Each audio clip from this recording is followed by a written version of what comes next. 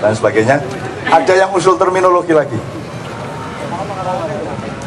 Misalnya saya tambahi yang sering dikutip Pak Hakim dulu. Anda tahu kan dalam Islam itu ada maslahat mudorot. Bagus banget, jelek banget, bahaya baik, manfaat banget, bahaya banget gitu ya. Jadi ada filosofi maslahat mudorot. Dari sinilah muncul hukum Islam atau matriks fikih. Yang manfaat banget namanya wajib, yang lumayan bermanfaat namanya sunat, yang tengah-tengah namanya halal atau mubah, yang kurang yang agak bahaya, agak ya bahaya namanya makruh, yang bahaya banget haram. Pemahaman nilainya begitu. Kalau kita coba analogikan, ada tokoh nasional yang kebanyakan orang ngomong gini, wah kalau bisa dia lagi deh yang jadi, harus dia lagi, kalau enggak dia lagi saya demo, harus dia lagi. Pamannya, saya nggak ngomong itu presiden. Sebab kalau pejabat kita yang di Indonesia ini semua di luar yang 5 ini. Tapi saya jelasin dulu yang 5. Pokoknya gini, ada lurah, semua penduduk mengatakan harus dia lurahnya, sebab kalau nggak dia bisa kacau kita. Nah, itu berarti dia manusia wajib. Ada orang lain lagi, desa yang lain, kalau bisa sih dia lagi dong, kalau bisa, kalau nggak dia ya gimana, tapi kalau bisa dia dong gitu ya. Nah, itu berarti manusia sunnah. Desa ketiga, mau dia mau enggak ya monggo-monggo aja, terserah sama aja. Nah, itu namanya mubah atau halal. Yang keempat, desa satunya lagi, kalau bisa jangan dia, namanya makruh. Desa yang terakhir, awas kalau dia jadi lurah, nggak mau saya kalau dia jadi lurah. Nah, gitu, itu namanya manusia marah. Ini hukum dari Allah, tapi kita boleh memakainya sebagai terminologi untuk menilai di antara kita. Now my question is, Dik Doang ini manusia nomor berapa tadi? Harus ada Dik Doang, betul? Bukan cuman kalau bisa sih ada Dik Doang di dunia, kayak gitu. Harus ada. Berarti dia wajib. Ya, kan gitu. Nah, nanti pulang ke rumah, membaca koran, nonton TV, tinggal dilihat ini agak makruh ini. Oh ya, asuh haram gitu. Nah, tinggal dilihat. Itu juga bisa berlaku tidak hanya untuk figur, tidak hanya untuk manusia, berlaku pada pekerjaan.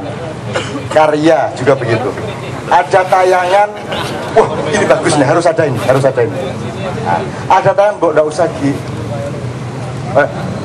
Bu, kalau ada yang begini ya itu dia sunat dan seterusnya. Pokoknya terus ada tayangan lagi ya.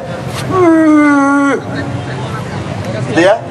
Nah, tayangan tolong dinilai mana wajib, mana sunat, mana mubah halal, mana makruh, mana haram. Ini berlaku untuk apa saja. Makanan juga begitu. Makanan juga begitu. Oke, sekarang saya tanya, nasi, sayur, terus sing gorengane ya, terus kerupuk, sambel, 5 aja. Ini kalau dibalik urut-urutannya karena anatomi nilai Anda rusak, kira-kira makannya bagaimana? Boleh nggak dibalik? Yang wajib apa? Ya sambel mbahmu. Oke, sederhana ya. Jangan terbalik, itu namanya anatomi nilai. Sekarang di Indonesia ini kita sudah kehilangan anatomi.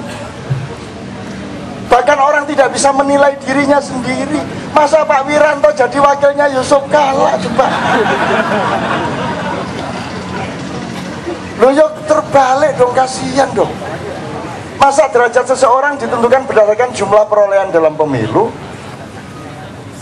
Allah itu sendirian dan tidak dipilih siapapun, dia tetap nomor 1 kan gitu. Emas itu tidak dipilih orang, yang dipilih malah perunggu, tetap emas. Emas harus tahu bahwa dia emas. Emas terus minder, iya aku mek perunggu le, ya apa sampean. Emas jangan minder, emas tetap emas. Aku ndak dipilih ndak apa-apa, dasar matane picek gak ro emas. Itu dong. Aku ndak dipilih ndak ada masalah. Masalahku bukan aku akan menjadi presiden. Masalahku adalah aku berpendapat aku bisa memperjuangkan nasib rakyat. Dan posisiku harus presiden. Nanti saya kalah, tidak ada masalah. Saya bukan akan menang, saya mau memperjuangkan. Kalau saya tidak diberi mandat untuk memperjuangkan, saya bersyukur kepada Allah. Wong niat saya sudah diterima oleh Allah Subhanahu Wa Taala. Lah enak sih. Nah, mestinya punya cara berpikir seperti itu. Maka ketika pantun-pantunan melawan SBY, itu kehilangan kecerdasan. Semua cuman kasih umpan SBY karib. Wah, tinggal nyemes SBY, tinggal nyemes. Kenapa orang sampai kehilangan kecerdasan? Karena fokus dia adalah kepentingan dirinya sendiri. Betul. Kalau dia fokusnya adalah rakyat, maka dia akan diberi kecerdasan oleh Allah, akan berlika-liku. PKS mestinya cool, tenang. Ojo, wah, gimana itu? Gue masuk PKS ngono rek. Iku lak dursosono nek.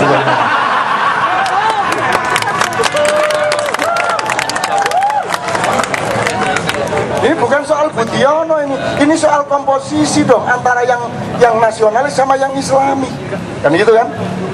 Nah, mestinya nasionalisnya SBY, yang Islami HNW, kan begitu?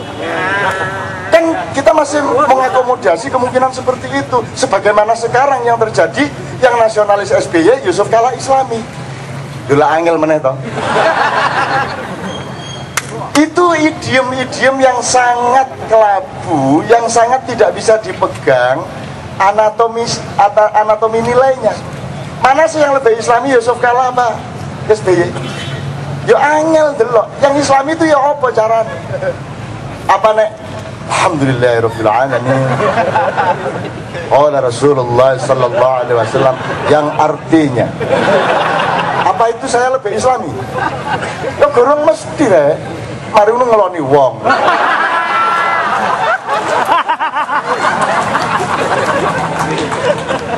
Yang Islami yang bagaimana? Kenapa idiom-idiom abstrak seperti ini dipakai? Gitu loh. Saya tanya sekarang, ini ada yang berpakaian Islami? Apa ada simbol-simbol Islaminya? Tapi Islami enggak? Dibanding sinetron Blatung,